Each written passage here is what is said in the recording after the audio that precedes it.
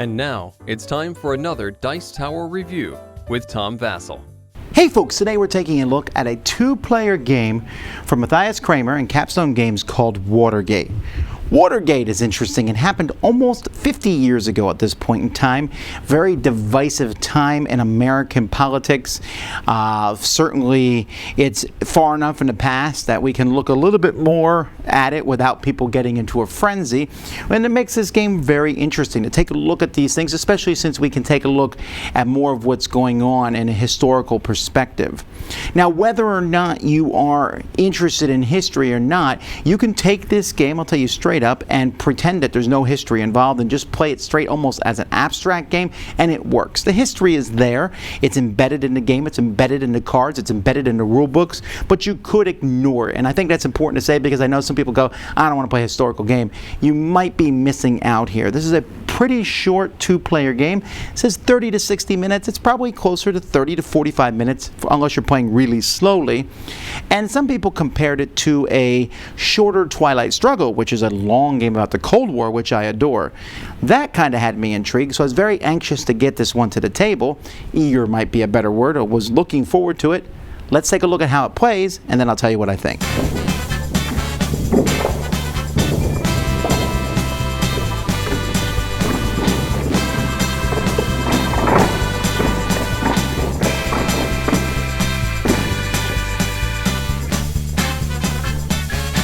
So let's talk about winning condition. There's these momentum tokens, and if the Nixon player gets 5 of them over the course of the game, then they will win. If for some reason you run out of momentum tokens, that's a rare thing, Nixon will also win. The other player will win if they get 2 informants on the board and have those connected to Nixon through an uninterrupted line of evidence. You can see here we have 3 pieces of evidence going to this informant and 3 going up to that informant. Doesn't really matter how it goes to the informant. And if that happens, then the other player wins. So the question though is, how do we get to this spot? Well, you're just going to play round after round until one of the players wins. And so each round you're going to put an initiative token and 1 momentum token there in the middle between the 2 players. All the evidence tokens are going to be shuffled into a bag. The Nixon player is going to draw 3 of those evidence tokens, look at them secretly, and then place them face down here. Then you're going to draw 4 or 5 cards depending on whether you have initiative or not. So initiative's pointing this way, I'll draw 5 cards, the Nixon player will draw 4. And then starting with the person who has the initiative, they will play a card, and then the other person plays a card, and so on and so forth. Now, when you play a card, you're going to look at the different cards you have. One of the things you can do is you can use the number here at the top.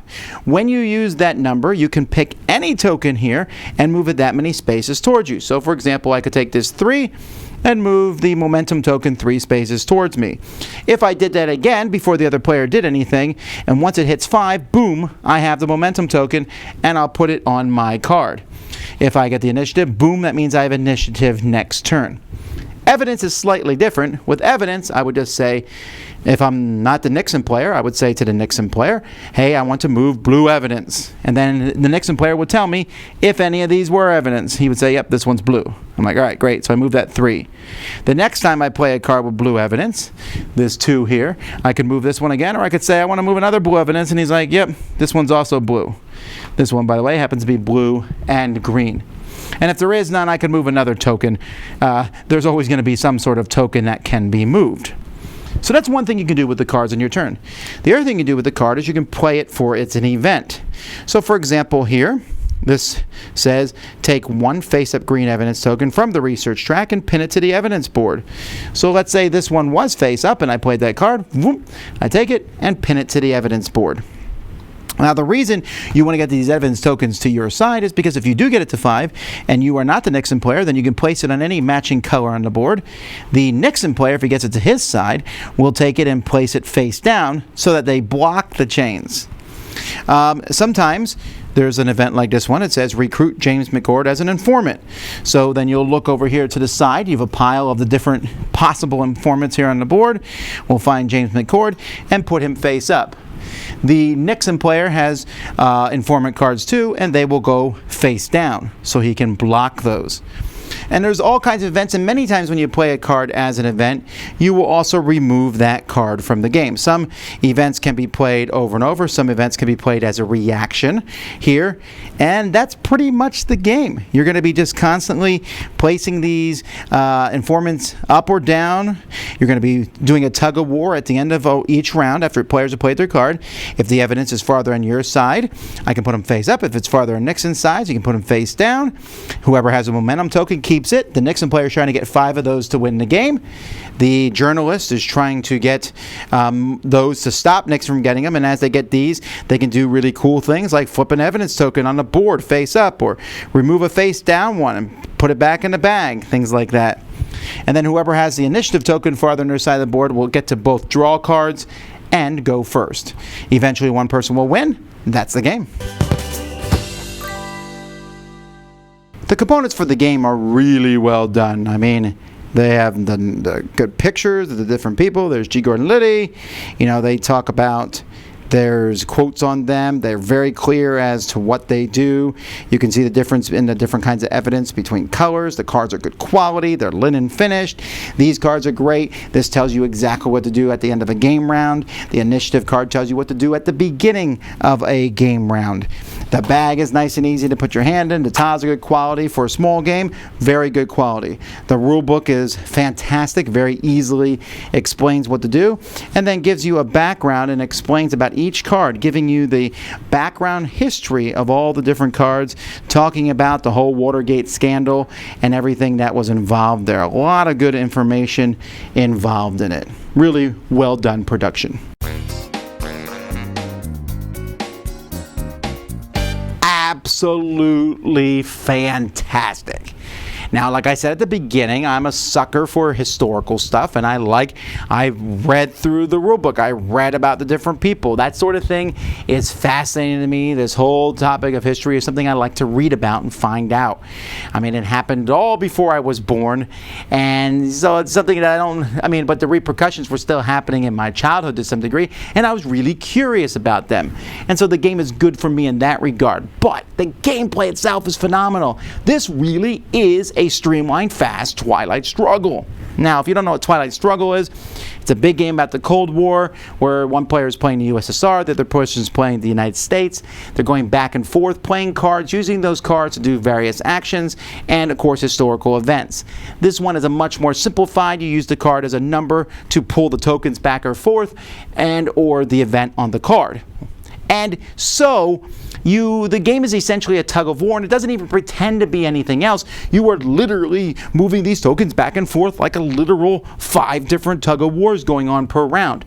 And while that's going on, you're also trying to keep an eye on the board, watching the different connections there. The Nixon player is just trying maybe to get the momentum there, but if he focuses on that, he won't stop the connections on the board. So he needs to stop the connections on the board, but if he does that, he might slow down, allowing the other player to pull the connections, pull the momentum tokens towards them. You sit there with these 4 cards. These 4 power cards are great because they let you put the informant or place it face down on the main board, but then you're missing out on having a 4, and the 4s are really powerful in pulling tokens towards you. I don't want to pretend that this game is a whole lot deeper than it is, and it's not like people are going to be writing books on strategy, I don't think, but the game feels like a really well done abstract strategy game in one sense, but with cards. The idea of using a card for multiple functions has been done for well over several decades at this point in time, but this is one of the cleanest, purest forms of it, where I play a card, move a token, or use the action on it. Now, as with these games, a playthrough or 2 will help you figure out what the other person has. The Nixon player would do well to remember that there's a way to cancel a conspirator card, and knowing that that card exists, and you maybe try to play a lesser conspirator card trying to tease out the opponent, that sort of thing is possible. And the other player needs to know Nixon has kind of a reset card it can be used once per game, and the other player can pull one out of the discard pile. As you learn these various cards and when they can be pulled out, the game's going to get better for you. But even the first play of it, the very first time I tried it, worked really well. This is fantastic. I'm always looking for games like this. This is the kind of game that it's not going to replace the bigger games like Twilight Struggle or 1989 for me, because they're big, full of history, stronger themes, and they take a long time, so this one will probably hit the table more often. I like it. It's a gem of a game. I highly recommend Watergate. Dice Tower Judgment, excellent.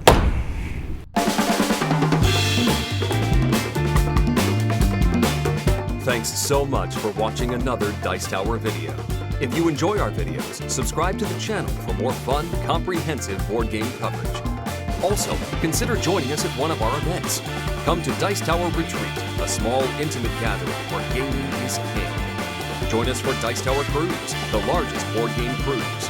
Attend Dice Tower West in Las Vegas for gaming fun on the West Coast, or Dice Tower East in Orlando in sunny Florida. Dice Tower Conventions, the friendliest gaming conventions on Earth. I'm Eric Summerer, and you've been watching The Dice Tower.